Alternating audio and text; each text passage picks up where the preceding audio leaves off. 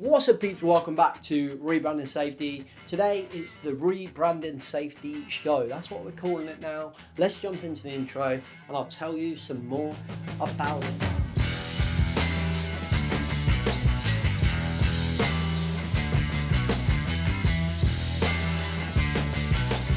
Hey everyone, welcome back to Rebranding Safety. My name is James MacPherson, your host for today on the Rebranding Safety show. Rebranding Safety is brought to you by RiskFluent, the Czech culture and fire consulting company that's trying to rebrand safety. Risk Assessor, which is the go-to app for RAMs in the UK. If you're a loyal long-term kind of listener to Rebranding Safety podcast, you'll know that we've been very quiet of late. Even if you watch us on YouTube, you'll have noticed we've been very quiet. And that in part is your fault.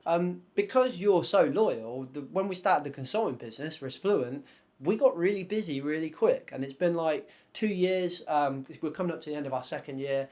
It's gone absolutely manic, and Rebranding Safety suffered a little bit from that. We kind of hadn't had time to do the shows, do the videos, write the content, edit them, and so on. We did get better at doing the TikTok stuff for a little bit, and we're dead keen to start doing those little clips and stuff as well and bring that back, and that definitely is something that will come back. But what we have done is gone away and have a good think about how can we structure our content so we're constantly giving you guys something to watch and listen to, whilst at the same time it's not demanding too much, because when it starts demanding too much, I think the value started to drop and the quality of what we were doing was started to drop because we wasn't really putting that much effort into it. Another reason why we weren't putting that much effort into it is because, if I'm honest, it kind of got a bit safetied out. Particularly my relationship with social media was poor, probably still not great at the minute, particularly safety social media. Additionally, like when you're going through a period of building a business and that business is around safety and it's really stressful, the last thing you want to do is turn the camera on and try and be really positive and enthusiastic about safety. So that's kind of all the reasons why it got real quiet. And I've spoken about this a couple of times on the podcast. But the whole aim of the Rebranding Safety show is to kind of add a bit more structure to everything, get back onto YouTube and so on.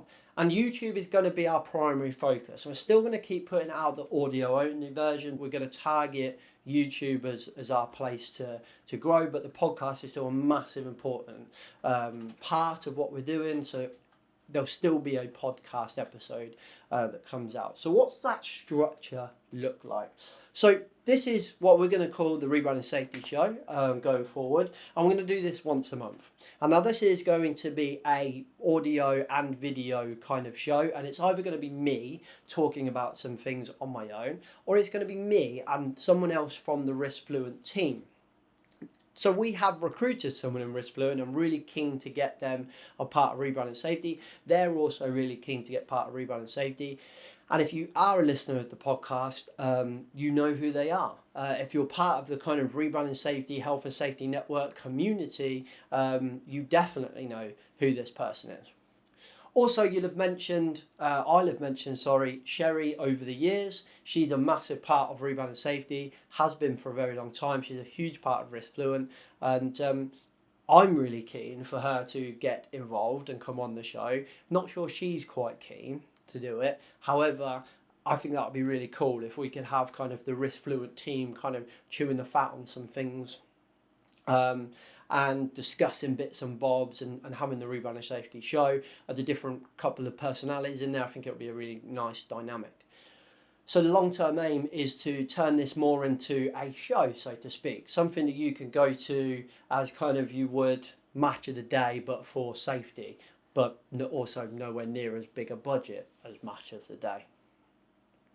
So the structure of the show will hopefully, I want to aim kind of a bit of news maybe. So I want to kind of go through, here are some interesting news that we've seen on LinkedIn, we've seen in magazines, we've seen here, there and everywhere. Some stuff that we think is important to discuss.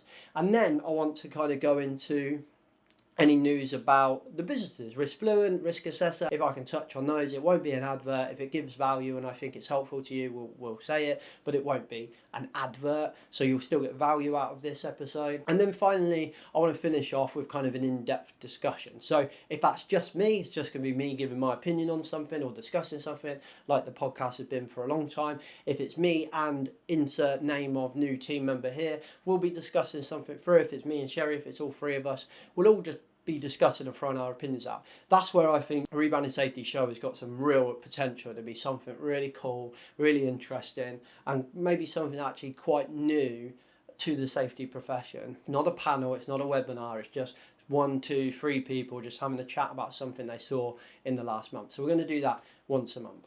Then we're also going to keep going with the podcast interviews, but we're going to rein them in a little bit because they're hard work. It's hard work to find people. It's hard work to plan the dates in the diary. It's hard work to plan the content and the conversation we're going to have. So we're going to rein that back to once a month. Hopefully you've seen the Sunny Atwell podcast we put out, and you've noticed a little bit of thought had gone into the intros in there where we're clipping stuff up. We're taking a bit of inspiration from Diary of the CEO and how they kind of have this real dramatic intro. Thought it was really cool. It was really exciting to do.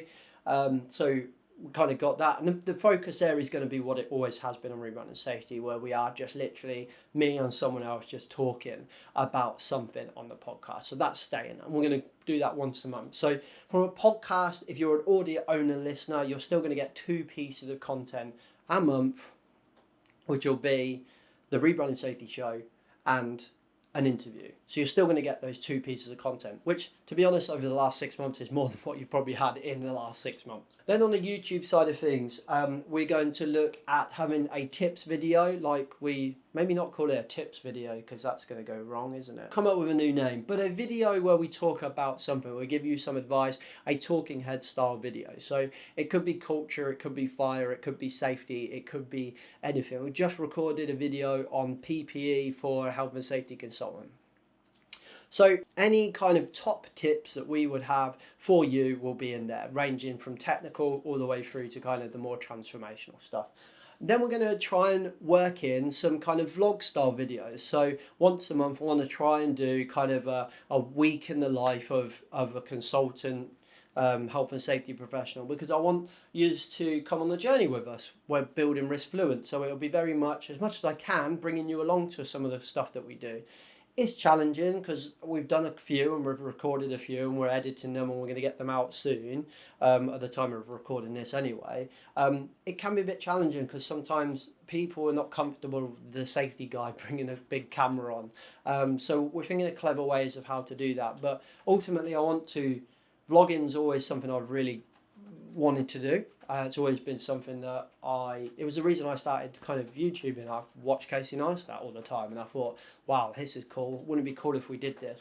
And had a business to do it. Now we've got a business and we're not making videos. So the aim would be to kind of bring you along with me a week and either do one of 2 things: tell a story of Risk Fluent and pull a lesson out of that story, hopefully, as well.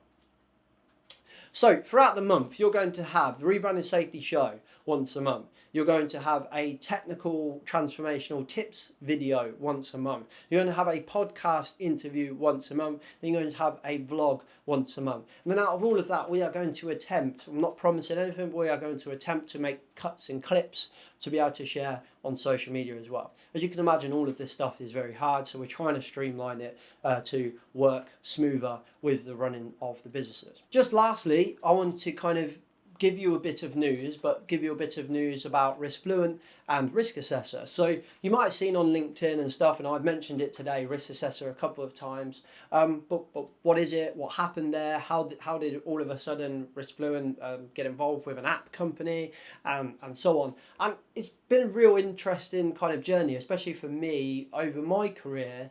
I've actually really struggled with safety apps, not this company, which is called Safety Apps, but ultimately with apps that do things for safety. I've always found they've actually not helped me as much as they say they're going to help me. And I think partly that's me. Like, I used to stay organised by carrying a massive file of facts around with me. So I think it took me a long time to catch up with tech. I think maybe at the time I was trying tech, it probably wasn't where it is now. I think as well, I definitely didn't give it the time because I just liked writing things down, and it was edgy to say, oh no, I don't do that. I like the smell of a book and I like to write things down and stuff like that. So maybe I was kind of influenced by that stuff as well. But ultimately, as my productivity and life planning and business planning has definitely came over to the technical side. Literally, the file of facts disappeared years ago. All of my notes sit on the iPad, which is where my script is for this video, this show, and so on. Everything's kind of gradually gone tech. And we started the business, and we got a random phone call from a guy called James, coincidentally, who started a company a number of years ago called Safety Apps, and made an app called Risk Assessor Pro. And he did it really out of the desire for his own company. He was kind of fed up of writing RAMs and thought there's got to be a better way to do this. So essentially went on himself building an app with tech developers. That same team is still part of the business now. All we're doing is kind of taking over the running of it, because what happened is Risk Assessor got quite popular quite quick. So it ended up being at a point where the app needed a safety professional to take it to its next level, and James wanted a safety team and a safety kind of professional that were maybe looking at things a little bit more outside the box. He's been a listener, watcher, follower of Rebranding Safety for a while, and just gave us a call, and essentially we negotiated a kind of agreement between us for us to take over the company. Like I say, James and the tech guys that built the app are still there. So the team that have seen it from cradle, hopefully never to grave, but ultimately cradle to where it is now, are still there. What we're doing is coming in to take over the sales, the app development, and to take it forward.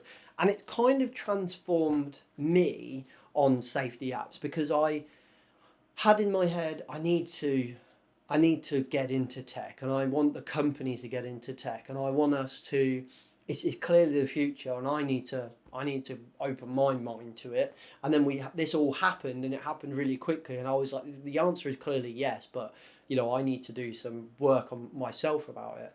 And being forced to do that because we had the company was actually really helpful for me.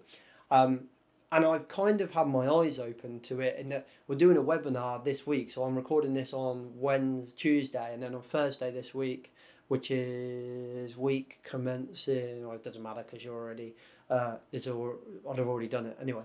So they're doing a double RSM webinar on this exact topic, where actually I'm now looking at tech as the ability to take off all of this admin crap that we do in safety that dominates, I think, about 80 to 90% of our time. Take it off of us, make it easier, make it quicker, so that we can actually do the things that we've been talking about for a number of years, of being more engaged with the shop floor, looking at behaviours, thinking about culture, learning how to learn and run learning teams and facilitate better conversations, and all of this stuff that we go is, oh wow, that's amazing, couldn't we, I wish we could do that, but I'm too busy writing RAMs, I'm too busy doing this, I'm too busy doing that. So that's where I've kind of got to now, and I'm like, actually this works to enable the cultural, transformational, human performance work that we do in Risk Fluent. And I kind of had this glass smash moment because I was kind of forced to, which was a good thing. And then all of this stuff with ChatGPT started happening, and AI, and I genuinely started to think, this is 100% the future here, and this is really interesting. Now, AI definitely deserves a video in its own right. ChatGPT definitely deserves a video in its own right. We have it ready to go. We've just got to record it and get it edited and get it out there. So we've got some cool discussion points around that as well. But ultimately, I think all of us have to probably learn from my lesson, of what I learned was tech's not going to work unless we approach it with the attitude of this could work. So that's kind of been my lesson, I suppose, through this journey of taking over Risk Assessor, which has been really, really cool.